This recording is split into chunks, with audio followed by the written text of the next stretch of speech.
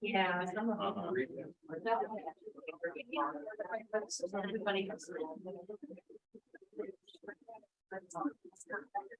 Yeah, I'm just scared. We need to come more share.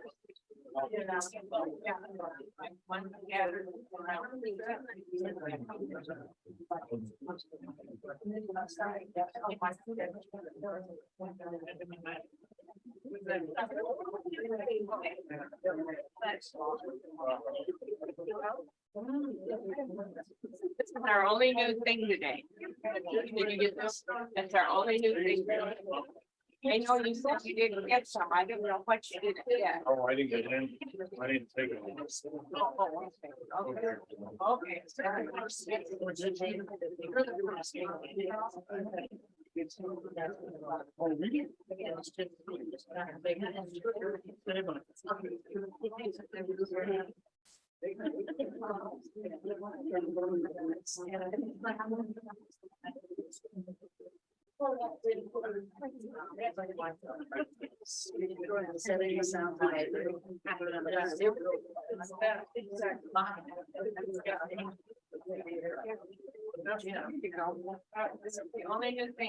So good afternoon, everyone. Brian, hello. Good to see you. So we're delighted to start today with our forum series. As I introduced to you our speaker for today, Brian Longenbaugh, who is a lawyer, an elder lawyer specialist in Tucson. And I'll say another word about him in a minute. But before I do, I wanted to just mention the survey that you should have gotten either an email or today when you came. And also to mention to you that our task force, as we reflected on what we've done and the response that we've gotten, in evaluating our goal, one of our goals was to reduce the stigma related to dementia and to offer a safe place for people to come to learn and to share. And we feel as though, having done the series, we're not quite done yet. We feel as though we want to continue in some way. And so we came up with the idea of a network that we would form, which would be every other Thursday, starting in March, the second and fourth Thursday in March. And that would give us, as well as then from months after that, that would give us a chance to get in some of the other valuable information that we think is essential. But just as importantly, to continue to provide this safe space for people to talk in relationship to dementia. So the idea would be that we would have a speaker, and that would be maybe a half an hour. And then there would be a half an hour for team relationship, for sharing, for resource sharing amongst the group. So that's the concept that we're coming up with. The response itself has been important. We've found a lot of great resources in here. But we really, at this point, don't believe that. We think that the role that we're identifying for ourselves as our work or as our ministry is something that's essential for this community. So it gives us a chance then to help people know about, wonderful resources like Posada Life and Prestige and other places like that, so that people who are new and coming into the community, as well as those of you who are here. Among other things, for example, we talked about bringing in someone from the respite in-home care ministries, people that are related to Sheriff's Auxiliary to find out what they do, and other things like that, practical resources as well as resources about communication. So that's the idea, and your response to the surveys will be very helpful for us as we kind of begin to move on beyond next week. Next week, we will have Chris Erickson back. Chris was here last week, was it? And 2 weeks ago, and she talked about the work that Valley Assistance Services. The reason we wanted to have her back is that she will be able to talk more specifically about the financial matters related to placement.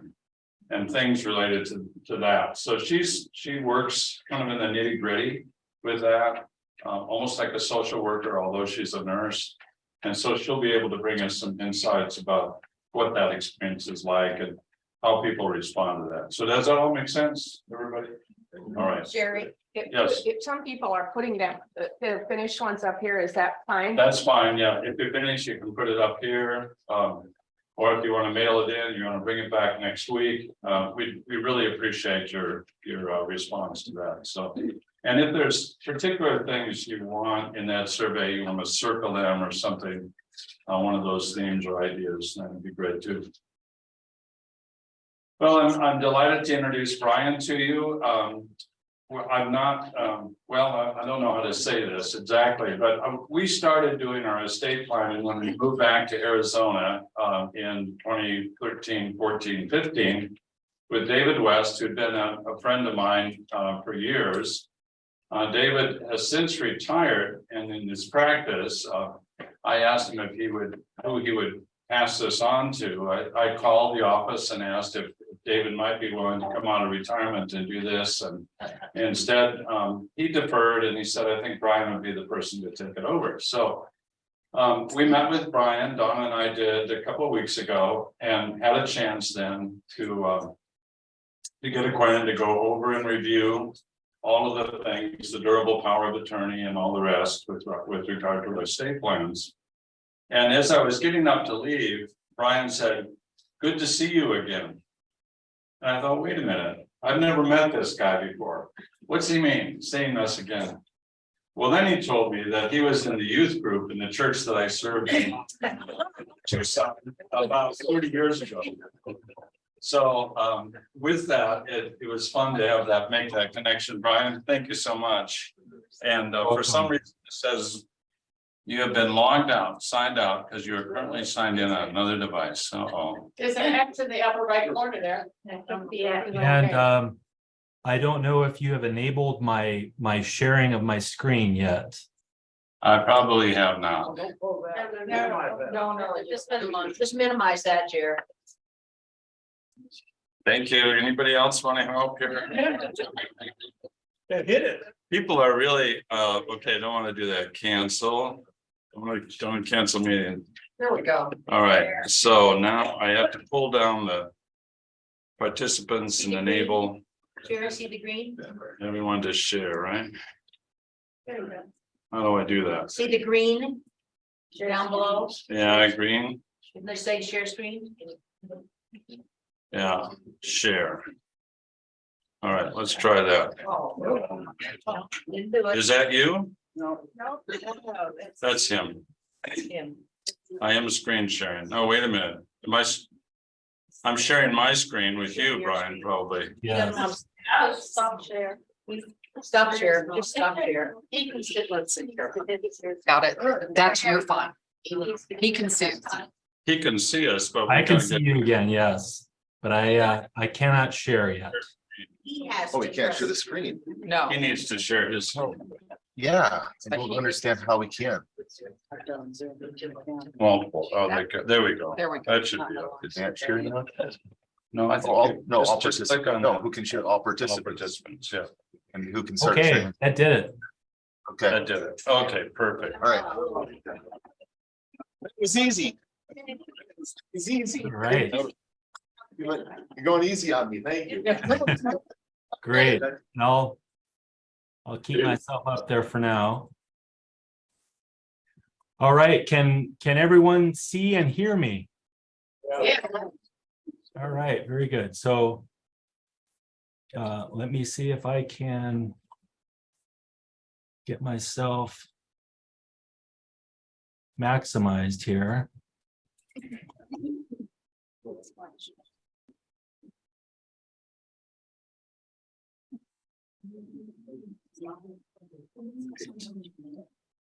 Let's see, I'm trying to get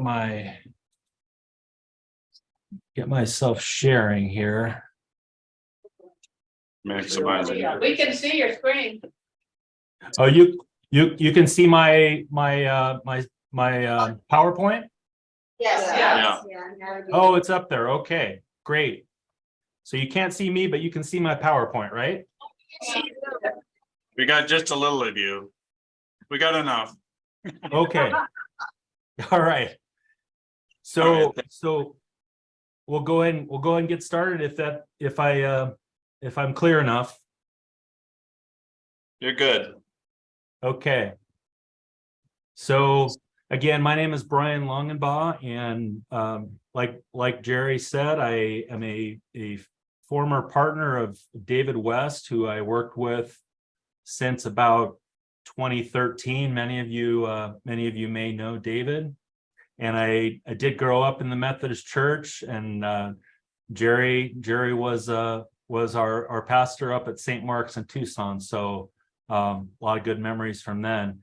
So Jerry asked me to talk a little bit about some of the legal issues with dementia, and obviously there's a lot of different professionals that have expertise in this area, and as an elder law attorney, I'm going to be focusing primarily on some of the legal issues that are involved, and based on some of the questions that were submitted prior to the presentation today to Jerry, it sounds like there were some questions about all-tax eligibility, so financing long-term care.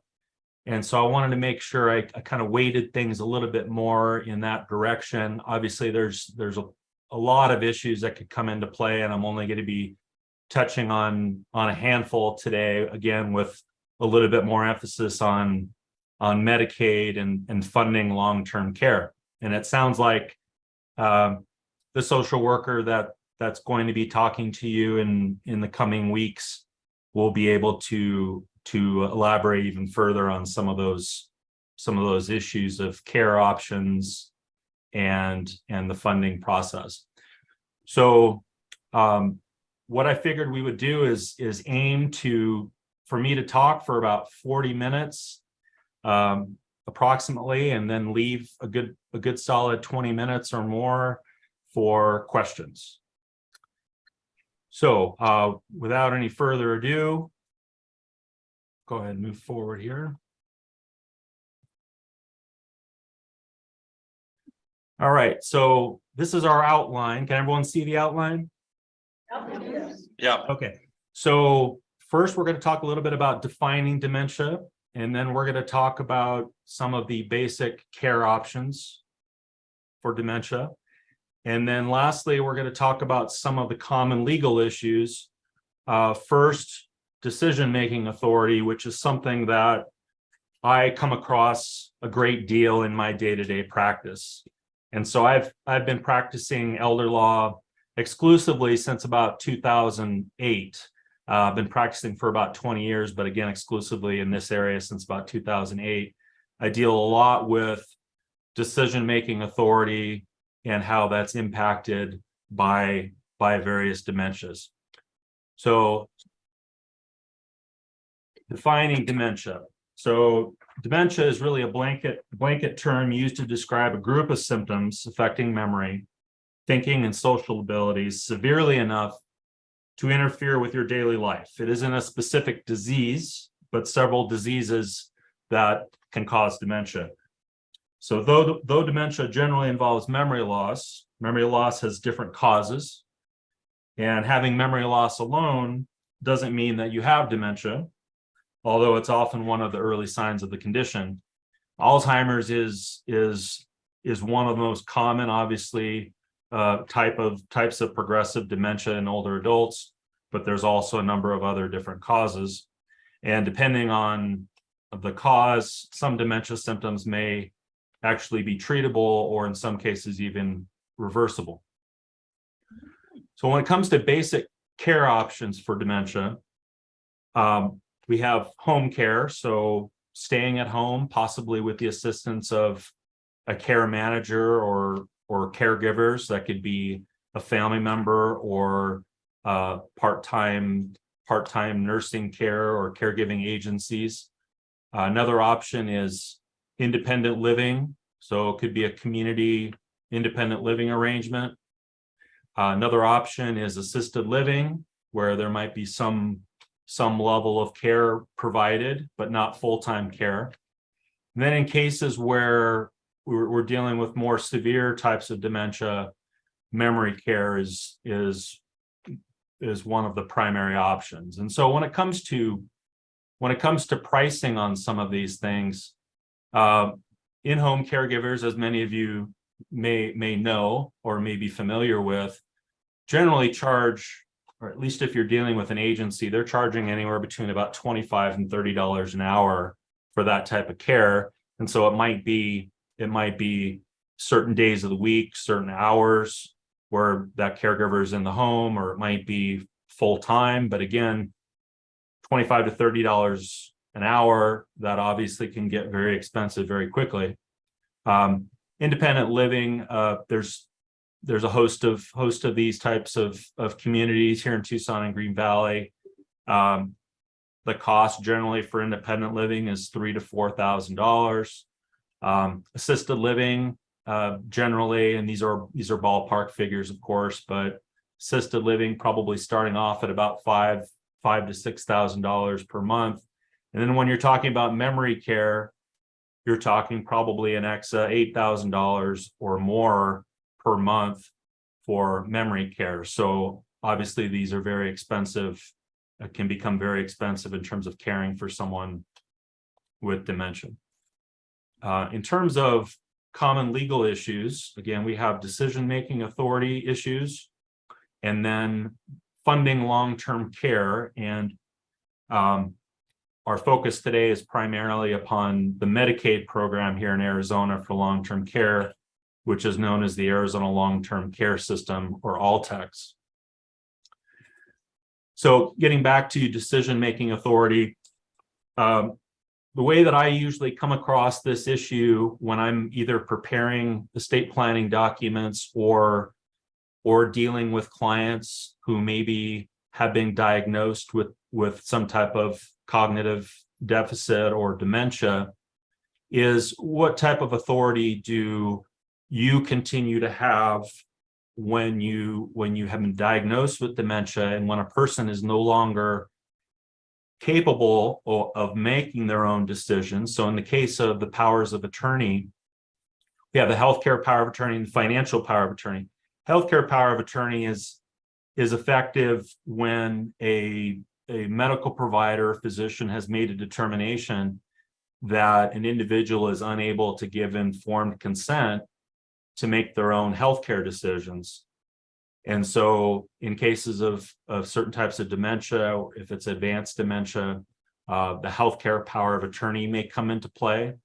So these powers of attorney are really critical documents to have in terms of taking control over who is going to be managing your finances and your healthcare decisions when you're no longer able to.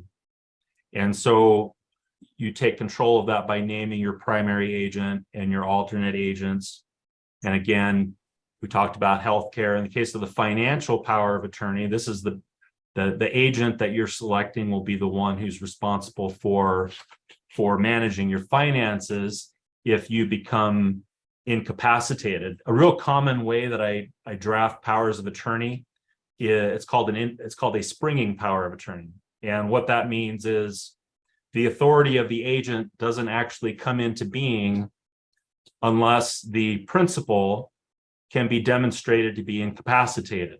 And so again, in case of dementia or cognitive deficits, the agent would be required to obtain a statement by your physician stating that you're unable to attend to your financial affairs, and thus giving rise to the authority of your agent under a springing power of attorney. So again, those are things that are triggered, powers that may be triggered upon demonstrated incapacity. Again, a dementia or a cognitive deficit could be one of those. In the case where there are no powers of attorney, we have guardianship and conservatorship. So again, I'm touching on a lot of different things. Really, any of these issues could be an entire presentation. But I did want to just touch on how a dementia can impact these different authorities that you've granted to other people coming into play. And in the case of guardianship conservatorship, we're talking about court-appointed guardians, court-appointed conservators. So a guardianship is for people who have been deemed to be incapacitated for one reason or another, unable to meet their own demonstrated needs. The court will appoint a legal guardian to make decisions about their health care, which would include placement. So if decisions had to be made about whether someone should be living in assisted living or perhaps needed memory care, that would be the authority of a legal guardian.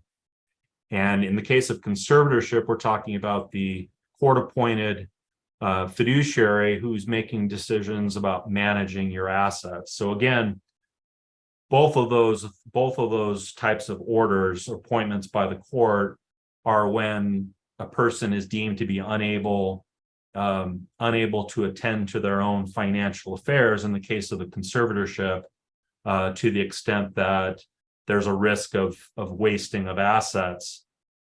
Guardianship conservatorship may not be necessary if you have healthcare and financial powers of attorney in place. So those are really intended to be kind of the first line of defense, where you as the principal are naming who you want to be making those decisions for you without having the courts get involved. And again, the guardianship conservatorship is when the court enters an order. There are some circumstances where powers of attorney may not be sufficient for one reason or another. Some third party, a bank, or independent living or living assisted living facility maybe is insisting upon a guardianship order rather than relying upon a healthcare power of attorney. Situation like that might arise if the person who's going to be living at the assisted living facility is not wanting to live there or is objecting. In that case, the healthcare power of attorney probably is not going to be sufficient, and the community director of the community is probably going to insist upon a guardianship. And so those are how guardianships and conservatorships come into play when we're talking about dementias. And finally, trust. So the same type of thing, where if you have a trust, a living trust, and you are a trustee, and perhaps you and your spouse, and if neither one of you are capable of serving as a trustee, there is a provision for the appointment of a successor trustee. And there's typically a procedure outlined for how that successor is going to, when they're going to take over. So there'll be a standard stating, again, something along the lines of a written statement from one, perhaps two physicians, that the settlor of the trust is unable to manage the trust themselves for one reason or another. And that's what allows, again, typically it's a written statement from a physician that would prove that the trustee, the settlor or trustee, is unable to manage their own trust, and then the successor trustees would step in. Let's see. How to finance long-term care. I'll see if I can kind of pick up the pace here, but there's a handful of options. Again, long-term care insurance is a very good way. We have savings and retirement, and then for those who are indigent or don't have resources for long-term care, there is the Arizona long-term care system here in Arizona, which is our version of long-term care for Medicaid. So when it comes to eligibility for all-tax, the non-financial requirements are that you must be a U.S. citizen or a qualified alien, must be a resident of Arizona, and then there has to be a medical need. So there's typically something called a pre-admission screening, which is required to prove that the individual is unable, it meets the medical need requirements. one of the factors they consider is activities of daily living. So the ability to feed oneself, to shower, to toilet oneself, those types of things. And so there's a score that's tallied by the person conducting the evaluation to determine if a person meets the medical need. One pointer here that I'll offer is oftentimes people try to minimize their level of need. That's not the point here. The point is to prove that you are unable, or the applicant in this case is in need of Altex, and you are trying to kind of beef up, if you will, the demonstrated basis and the need for Altex eligibility. So oftentimes we recommend having another family member present who can kind of help point out some of the issues the person's having, again, because it's human nature to minimize our own condition and minimize how much help we need. So it's a good idea to have someone else there pointing out some of those issues. Altex eligibility for individuals may not exceed $8,912.70 per month. However, there is a mechanism where you can prepare something called qualified income trust, otherwise known as a Miller trust. And as long as you're able to reduce your level of income down to $2,523 per month, again, this is for the applicant only, then the applicant will qualify for Altex. But again, if the income exceeds that amount, that $2,523, a Miller trust is required in that case. And in terms of the eligibility for resources, so assets, the limit is $2,000. So as you can see, this is a program for the indigent, and so the whole system is based on meeting these strict criteria, both for physical condition, physical disability, and for financial need. So there is a Medicaid copay, and that is the portion of income that the applicant must contribute to pay for their own care. Okay, so you pay that back after you're qualified for Altex.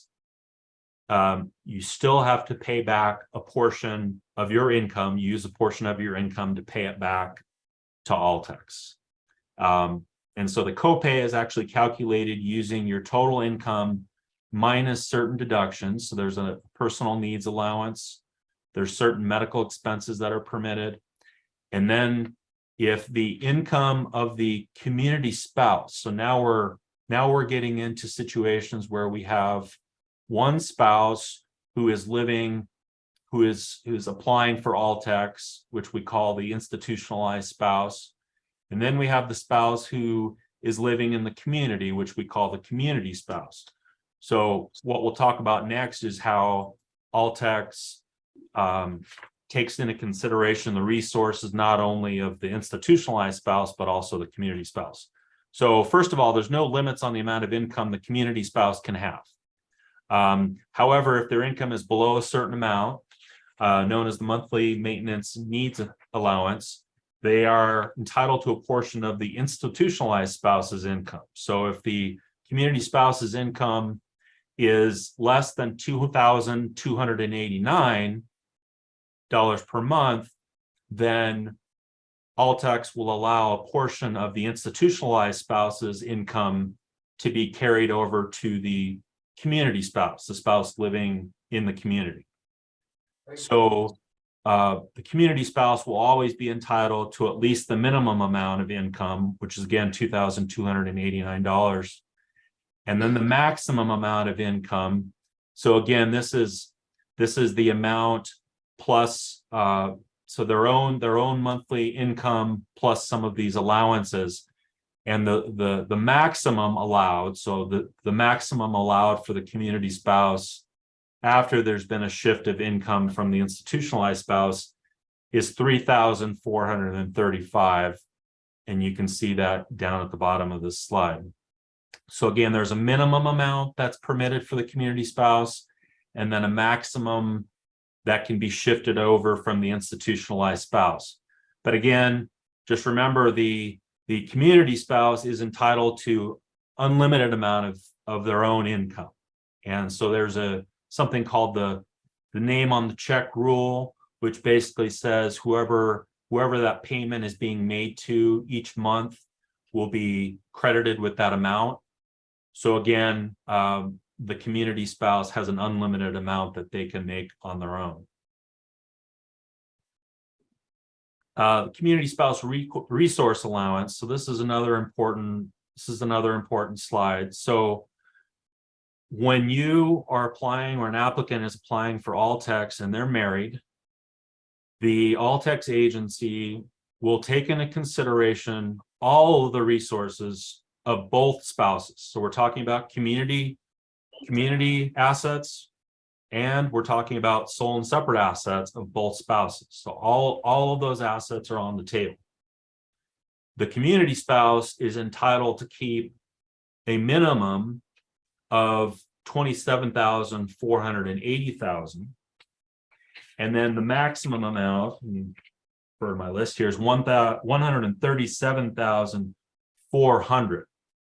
Okay, so that is the maximum amount that the community spouse is entitled to keep here in the state of Arizona under the All-Tex program. So what happens is the All-Tex agency, or the caseworker, will take a snapshot of all of the assets, all of the couple's assets. And again, under no circumstances will the community spouse be entitled to keep less than $27,480, or a maximum of the $137,400. Next, we'll talk about exempt versus countable assets. So when it comes to what types of assets count towards that $2,000 number, or any of those other numbers that we're talking about, what assets do count, what assets don't count. The primary residence does not count towards that number. You're entitled to keep your residence. It doesn't count towards the resource limitation. You're also entitled to keep one vehicle, personal property, and then life insurance with a cash surrender value of $1,500 or less, and then a funeral expense trust with a face value of $9,000 or less. And then when it comes to countable assets, these are the assets that will be tallied when All-Tex is considering the community spouse eligibility amount, or the eligibility of the applicant, him or herself. Checking and savings accounts and other bank accounts are countable assets. Stocks, bonds, and mutual funds, deferred annuities, and additional property or vehicles, IRAs, retirement accounts. So those are all countable assets, again, which are counting towards those resource limits that we were talking about before, in terms of if it's a single person with the $2,000, or if it's a married couple, the community spouse resource maximum, which again was the $27,480 is the minimum, and the maximum is $137,400. So it's important to know that you can't simply just dump off assets. That's called divestment. So if you're just giving away assets, that actually results, when I say giving away assets, I'm talking about giving them away for no compensation, or selling assets for less than their fair market value. Again, these are all examples of divestments. So what happens is All-Tex has a look back period of 60 months from the time of application. So 5 years, they're looking back to see if you have divested assets.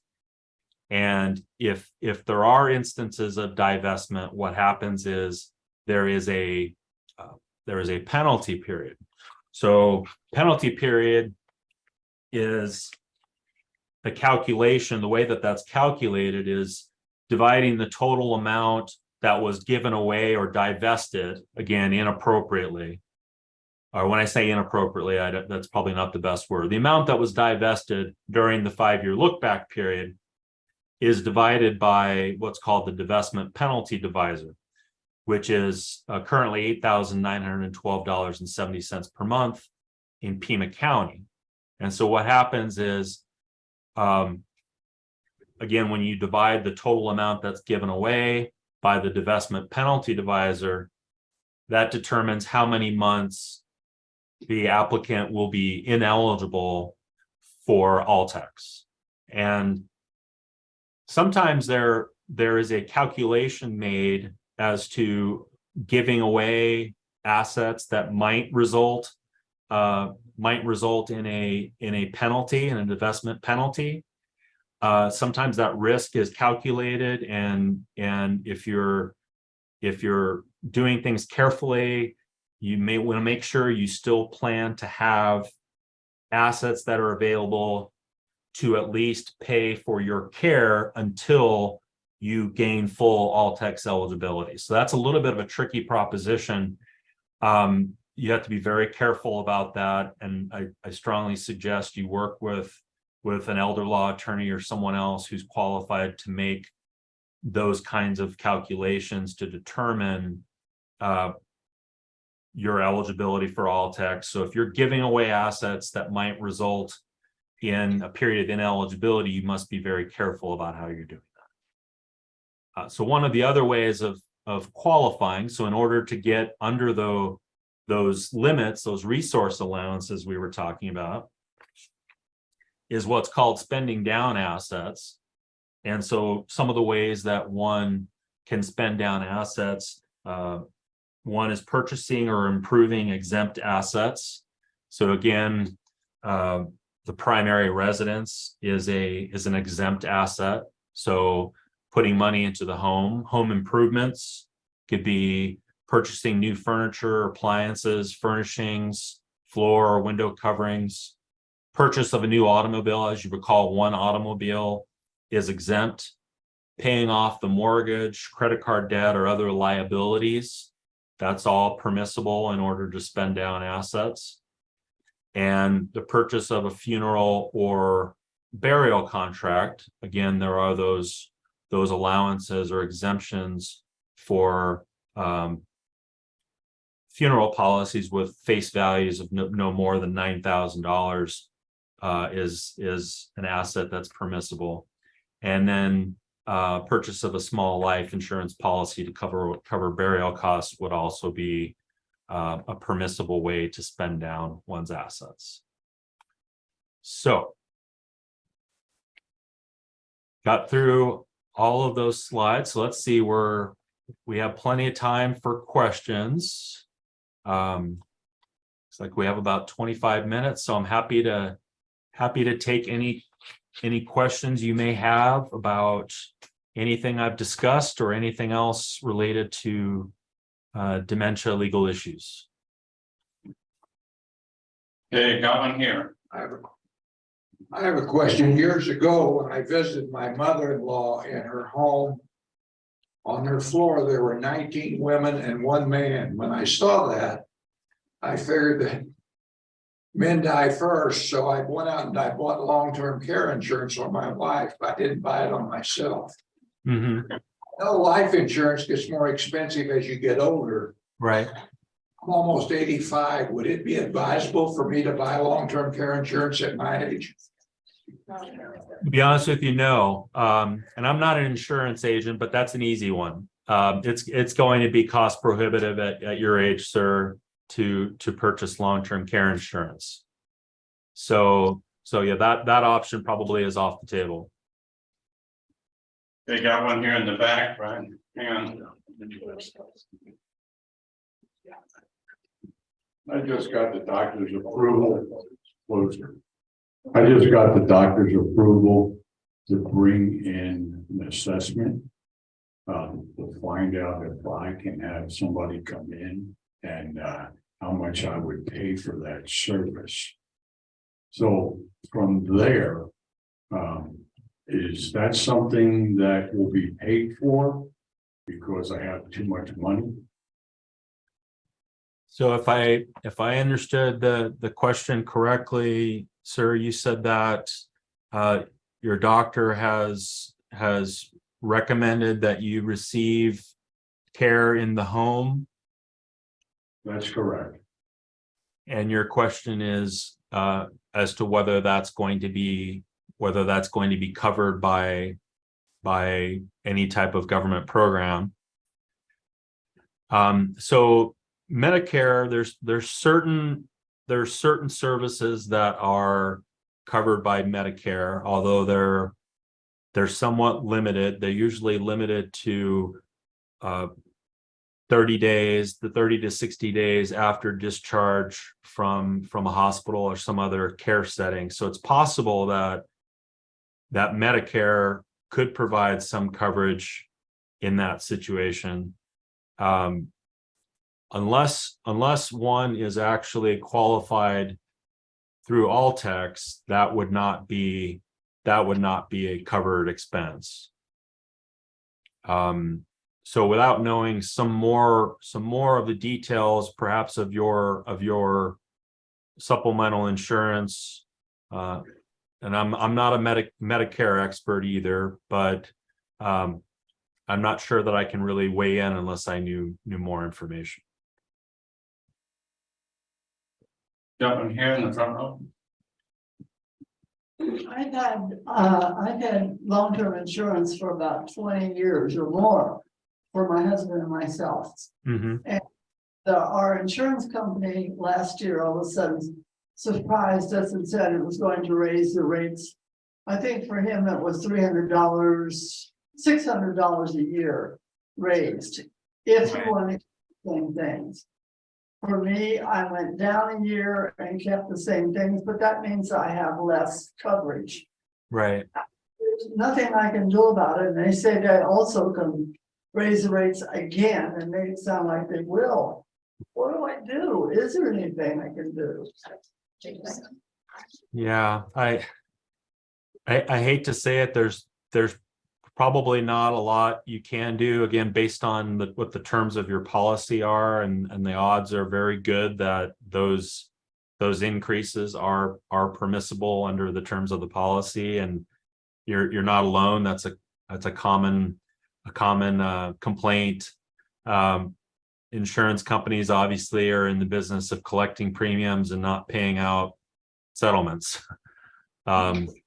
I mean, if there may be certain circumstances where some egregious behavior, companies violating the terms of their policy, and then maybe a complaint to the state insurance board would be in order. But I'm guessing that those increases are simply part and parcel of the insurance policy and probably permissible. You'd be the runner. I mean, there's things that you can do in terms of reducing, and it sounds like you did, in terms of reducing the number of days of coverage, which could reduce your cost. And it sounds like you already took advantage of that. So aside from agreeing to voluntarily reduce your coverage, you're probably stuck with those premiums. We're really excited because we got 2 mics now. So Yeah. Okay. one in the back here. Then I get the other side. Can you put me in full screen now? Oh, can I be in full screen? Yeah, you could be in full screen. I can't do it, but he can. Not so much. Sorry about that. Thank you for reminding me. My husband is a Vietnam veteran. What kind of service can I get for him and me if I can be on that or not? Yes, there are certain benefits available through the VA. And if he's a Vietnam veteran, then there's a very good chance that he would be entitled to receive some of those care benefits. And so that is its own special area in terms of expertise. I don't deal a lot with VA issues. I know there's one particular attorney I know that deals a lot with VA issues. His name is Tim Struce. But that would definitely be something worth looking into VA, what's called aid and attendance benefits.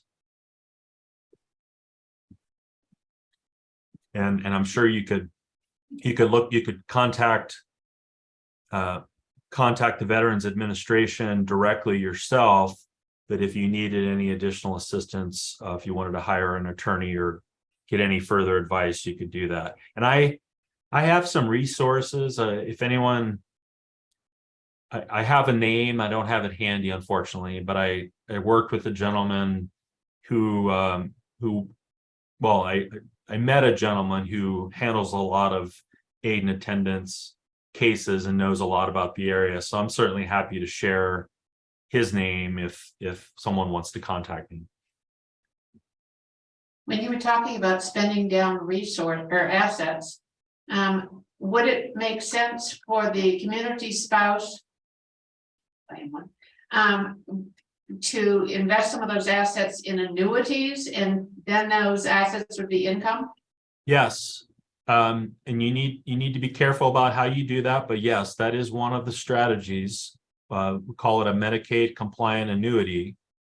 And as long as the period of the annuity is based on the life expectancy of the person purchasing it, so it's not an unrealistic payout period, then yes, you can purchase Medicaid compliant annuities. What happens is you receive the income, so it's income instead of resources, as you mentioned, and so you're qualifying under the resource limits. And as long as you're qualifying under the income limits as well, then you're in good shape. Now the policy is paid out at the end of the day, though, to the Medicaid agency, to Altex. So whatever the principal that's remaining after the payout period would then be repaid back to Altex. One in the back here. A little bit off the topic, but can you say something about scams and where can Alzheimer's or dementia be a legal defense? An example where my parents were convinced by their stockbroker to name him as their power of attorney and then transferred everything into accounts that he had control over.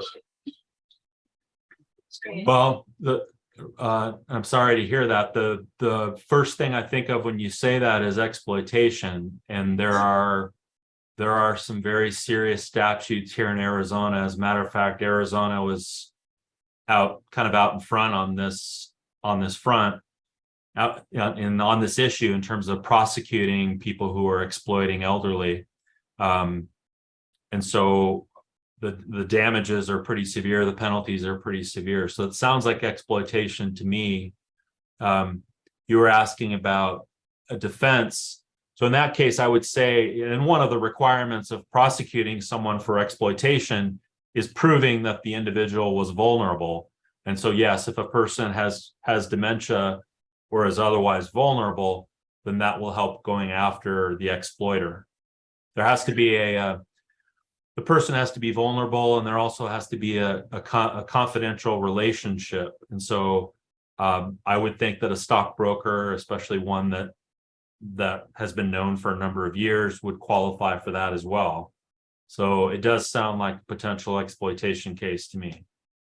Like there is a potential claim.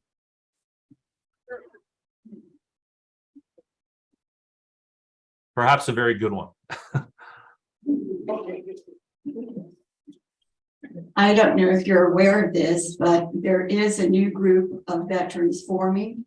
They work out with appointments for veterans out of the Sahuarita Food Bank, which may sound silly, but it's very practical. Their whole mission is to help veterans get the maximum things that are coming to them. And so you can call the Sahuarita Food Bank and make an appointment. They'll be happy to talk to you. It's a newly formed chapter of the DAV. And I've met with them, and we are trying to get services for veterans. For instance, I found out, and we went to La Posada, that if you're eligible, you can even send a veteran there for their daily adult program. and the VA will pay for that. So that's good information to have. You know, if any account for the spouse, any other than the veteran himself? What if the spouse? Thank you for that information. Ma'am, what'd you say the name of that group was? It's, Helen, tell them what it is. Saharita Food Bank. That's where they meet. Saharita has a food bank, DAD. and that's where What's the the, name of the organization? A new chapter is forming. PAB, I'm sorry, I'm not familiar. What is? I'm sorry, it's the acronym I'm not familiar with. It's DAV. What does it stand for? Disabled American Veterans. Disabled American Veterans. Thank you. And it's new in this area, and their whole purpose is to meet with veterans who have gone through the VA and they're still entitled to different kinds of things. And I really am working hard with them. Good. Sounds like a good resource. And then what about the spouse? yeah, talk with her about that. My question is, if you're, get married late in life, and, today's my 5th anniversary. Congratulations. We have not commingled our funds, everything has stayed separate, except for one tiny little household account. If he were, to have to go into a unit for Alzheimer's or something, would they take my money? So if you're married, all of the resources would be considered. So both your husband's resources, his separate property, the community assets of the community, and your separate assets. So they're all taken into consideration. Not a good answer. All right.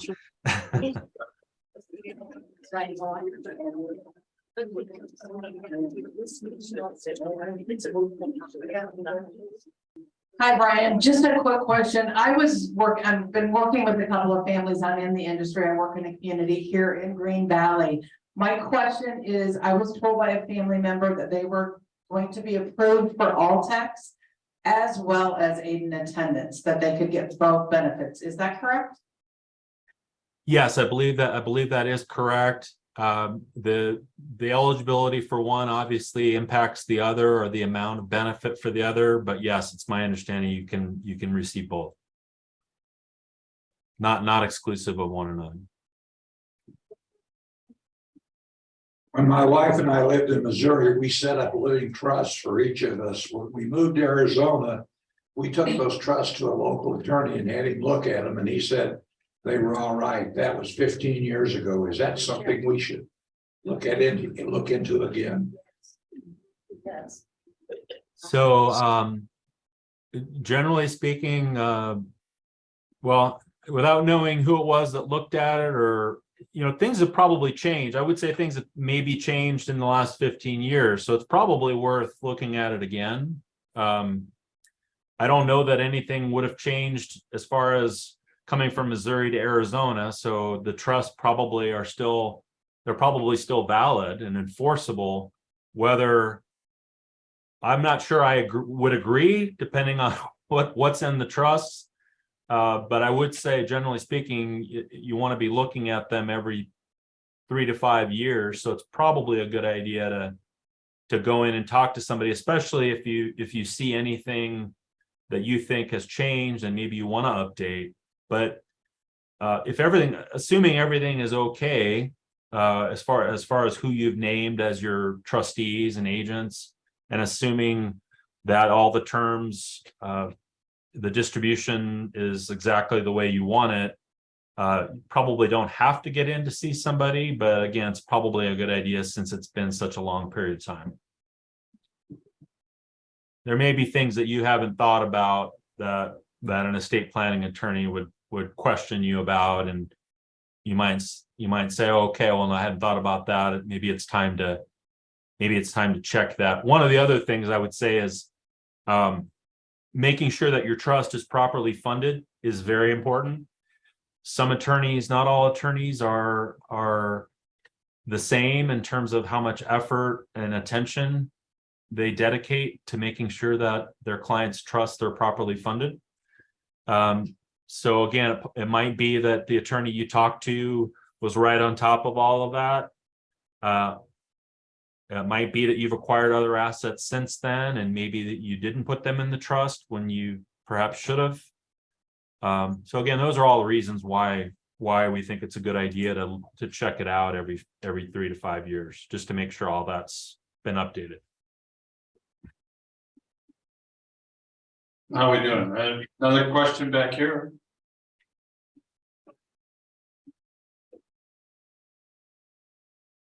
What happens with someone if they don't qualify for Medicaid?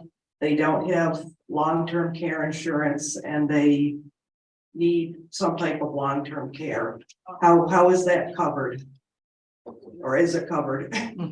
Well, if the person still has assets, so if they have assets and that's what's preventing them from qualifying, meeting the resource requirements, then they would be expected to utilize those resources to pay for their care. And then after those resources have been used towards care, then presumably they will gain eligibility. So I guess you said they're not eligible. I'm not sure. What were you meaning? They weren't eligible because they had too much money, or for some other basis? Well, I'm not really sure. My mom lives in Florida, so I know things are different there, and we haven't looked into the Medicaid issue for her yet for coverage, but just sort of trying to figure out where we go if she were to qualify for Medicaid. Right. So has your mom spoken to an attorney about qualifying for Medicaid in Florida? No, we haven't looked into that part of it yet. Yeah, might be worth a consultation with someone to talk about it, just to get acquainted with what some of the options might be. And there are some limited things that you can do in advance. Again, one of the other attendees made reference to annuities. You can purchase annuities, and that can be a way of simultaneously preserving some of your estate for your family, while also ensuring that you're going to become eligible for all tax. But again, that's something that needs to be done by someone who's qualified, and I mean, insurance companies will want to sell you an annuity to anybody. You just need to be very careful that you're not putting yourself in a position where you're not going to be able to provide for your needs before you gain eligibility. Thank you. Mm-hmm. So related to that, because one of the things you listed is residence, you have to be an Arizona resident. Right. How long does it take to get residency? Is that immediate? If she moves her mom from Florida, is it immediate then? Yeah, residency is kind of a separate legal concept. And so as long as you are intending to relocate here, and you can prove that in various ways. So say, for example, you've sold your residence in another state, you've purchased a residence here, or you've signed a lease, you've gotten a new driver's license. Those are all the things that can be looked at for purposes of determining residency. I would think that Altex would probably not be that big a stickler on that issue, as long as there was some basis for the fact the person lives in Arizona. So residency is it's an easier threshold to meet than something like domicile. Domicile requires more permanency. Residency can probably be satisfied a bit easier. No. We're almost at the end of the hour. One more? I just wanted to ask you, was citizenship required to do that? Yes. Yeah. You have to be a US citizen also, is that correct? Or a resident alien. Resident alien, okay, great. Okay, we got another question here. I think we're winding down. When you're talking about the disposition of assets, anybody who's been in the stock market like I have for the past couple of years has had it, but involuntary disposition of assets. How did they take that into effect? Did you hear that, Brian? Yeah, I think so. So. Yeah, it's been a rough couple of years. If so, it sounds like you're still acting as your own trustee, I'm assuming, and not acting as a trustee for someone else. Because if you're acting as a trustee for someone else, you're held to a fiduciary standard, and so people can question the beneficiaries can question how you're choosing to manage assets. Now, if it's your trust, then that's just your decision. You're dealing with the market with, not really much choice. So no, it's not really taken into account. The distribution is whatever is left. So whether that's reduced by decreases in the market or previous gifts or use for care during your lifetime, it's whatever's left that's part of that distribution. So other than that, I wouldn't say it's taken into consideration directly. I think we all want to thank Brian for joining us today. Thank you so much. Thank you for having me. Let me ask you, My pleasure. Are you okay with me sharing the PowerPoint with folks? You sure may, yes. Okay, great. Okay, so you'll get a copy of that. Thank you again. We really appreciate your time. And everybody, thanks so much. Yes, sir. What's his phone number? Oh, his phone number. Yeah, okay. It's on the last slide. It's on the last slide. I've got it, so we can share that with you. Okay, we got one other issue, yeah. Oh, no, that's okay. Thank you very much. Okay, we're all done. You're welcome. All right, thank you. Thank you, Brian. Bye-bye, everybody. Thank you. Okay, for all you veterans and those who are married to veterans, yes, La Posada Community Services, not La Posada, that's a continuum of care. La Posada Community Services has adult day services. That's 7.5 hours of care. We're the only certified caregiving adult day in the greater Green Valley area. There's not many of them because they're not big money makers. They're not money makers.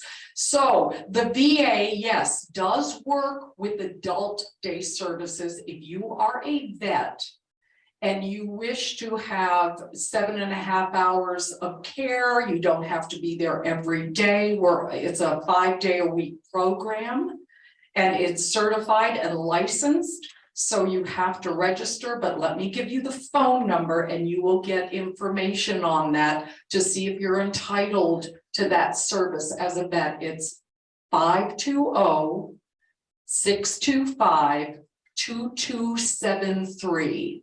That's 520-625-2273. It's adult day services, yes. It's $75 a day. That's 7.5 hours. You've got a certified nurse. You have it's a life enhancing for those who need stimulation, who need time away. Yes, sir. Are you saying that it's an at home? No, this is in the facility. This is open to the whole community. Adult day services. You do not have to be a resident of La Posada. It's its own 501c3 nonprofit. If you've got one of these, it says on this one about the adult day services. So it's really wonderful to have Regina here because that resource is so essential for us. It's the only adult daycare program in Green Valley. So it means you can drop your loved one off, have the day to do your errands and come back. So it's absolutely wonderful. Let me tell you one other thing. Tomorrow is our community lunch. We call it Hope Lunch, which means we need to have the tables set up again. So those of you who are free to stay, hang around, help us set up the tables, we'd very much appreciate your help. If not, now you know why we scheduled it for the second and fourth Thursdays beginning in March, because those are the weeks when we don't have community lunch. So we don't have to worry.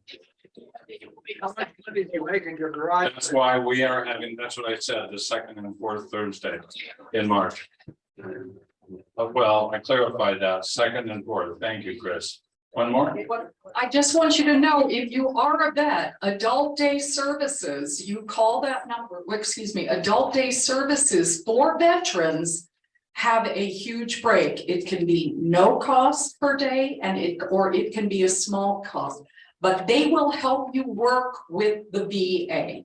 Okay, that's what they do over there and they'd be more than happy. You want to ask for Sylvia. Okay, Sylvia is the director of adult day services. So there's a very low cost or no cost for vets, but you've got to be registered with the VA. What's the speaker next week? Next week is Chris Erickson. That's right. She's going to talk about finances kind of in the nitty gritty. We got some of that with Brian. And she'll tell more stories and work with us. Okay.